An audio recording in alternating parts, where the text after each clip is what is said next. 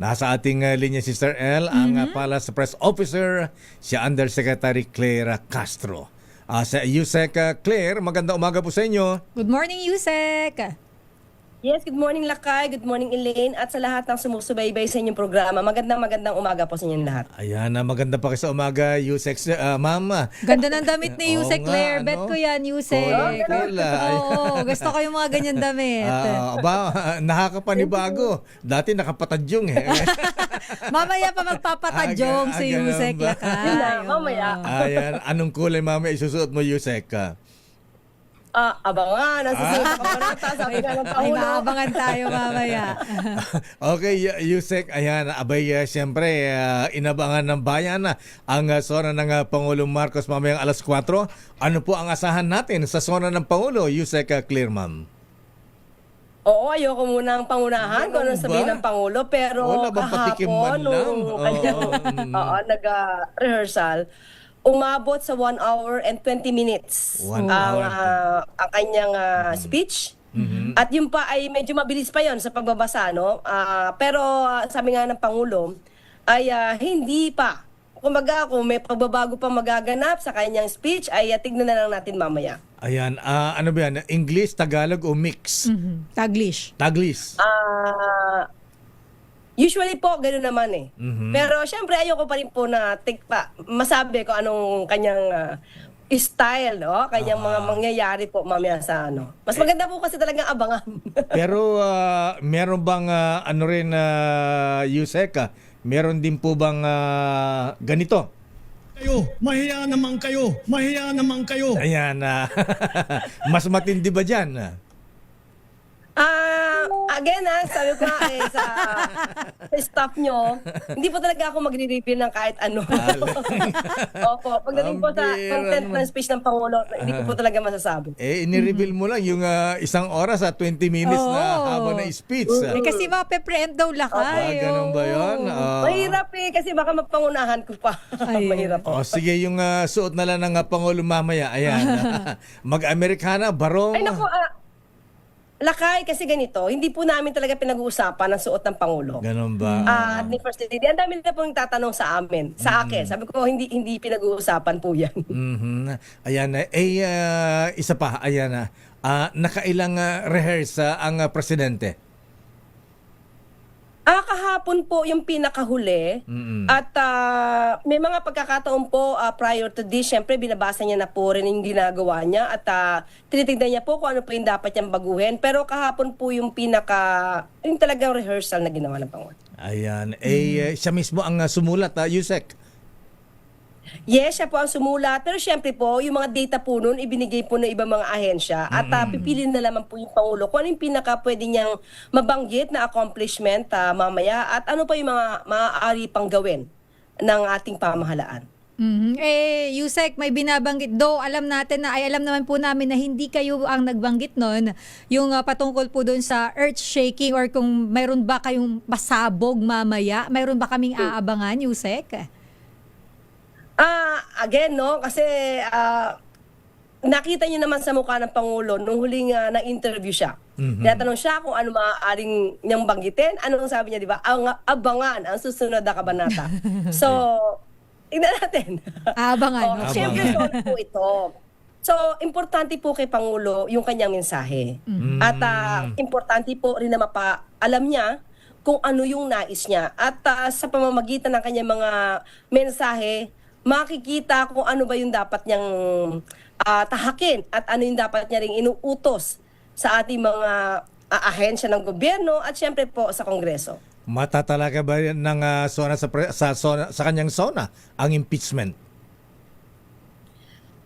Actually, Lakay, no, and Elaine, hindi po, sa meeting namin, sa meeting po na, hindi po talaga napag-uusapan ng impeachment. Pero sa ngayon po, ay tignan po natin kung may mababanggit po siya tungkol sa impeachment. Pero sa akin po talaga ay hindi siya priority ng Pangulo. Pero tignan po natin. Anong possibility na may pasingit ang presidente mamaya? Baka mamaya may naisip siya maganda pala. Ayan, katulad nito. Sabi ni former Vice President Leni Robredo, si Naga City Mayor Leni, sa Naga daw ay ramdam ang ginagawa ni Pangulong Bongbong Marcos. Yung iba ay bulag, hindi nakikita pero ramdam daw nila sa Naga. Ayan.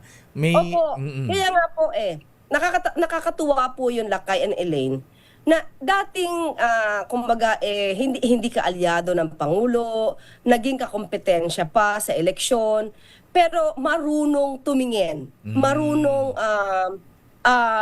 mag-assess kung ano po ang ginagawa ng gobyerno, hindi bulag, hindi nagbibingi-bingihan. May mga tao po talaga, kahit nakikita ang trabaho ng Pangulo, talagang babalik na rin nila yung kwento, masira lang ang pamahalaan. Ayan, pero eto na, sabi naman ng Ibon Foundation. Anong sabi ng Ibon Foundation? Ito, Yusek Claire, ma'am, wala pa man ang sona ng Pangulo. Mayroon pong sinabi ang Ibon Foundation na bagsak ang grado nila sa ekonomiya dahil mas marami raw po ang nagugutom ngayon kahit maraming ibinibigay na ayuda ang ating gobyerno. Your reaction po, Yusek?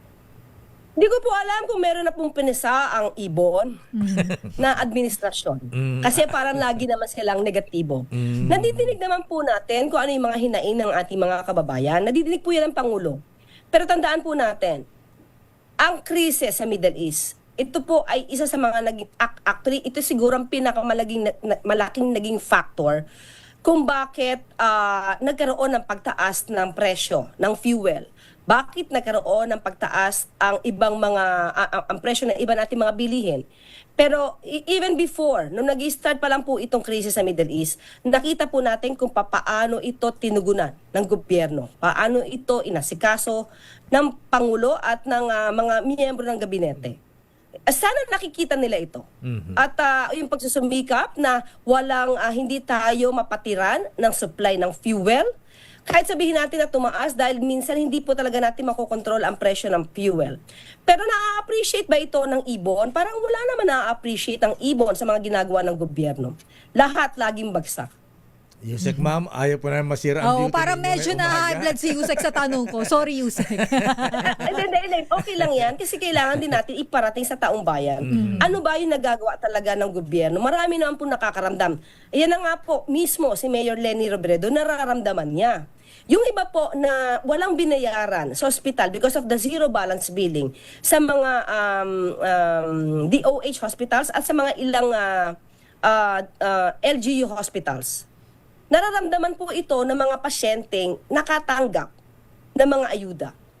So, ito siguro yung iba na hindi nakikita ng ibang mga, ayaw ko sabihin obstructionist, pero yung mga tipong mga grupo o mga tao na walang tinignan kundi ang negatibo sa pamahalaan. Ang mas maganda po siguro kasi kung meron po sila mga ibang suggestions na mas makakatulong sa gobyerno at sa taong bayan. Mas maganda pong i-suggest na lang nila. At ito naman po ay nakikinig ang Pangulo, hindi po sarado ang Pangulo sa mga ganitong suggestion. At ang mga ganitong klase mga negatibo na mga pamumuna at wala namang ibinibigay na suggestion, hindi po kasi siya nakakatulong sa ekonomiya at sa bayan. So, kailangan po tayo magtulungan dito, hindi lamang po gobyerno. Lahat po tayo na Filipino ay kailangan natin magtulungan para iangat natin ang bansa natin. Yusek Claire, ma'am, mukhang naka-beauty rest kayo, blooming kayo ngayon.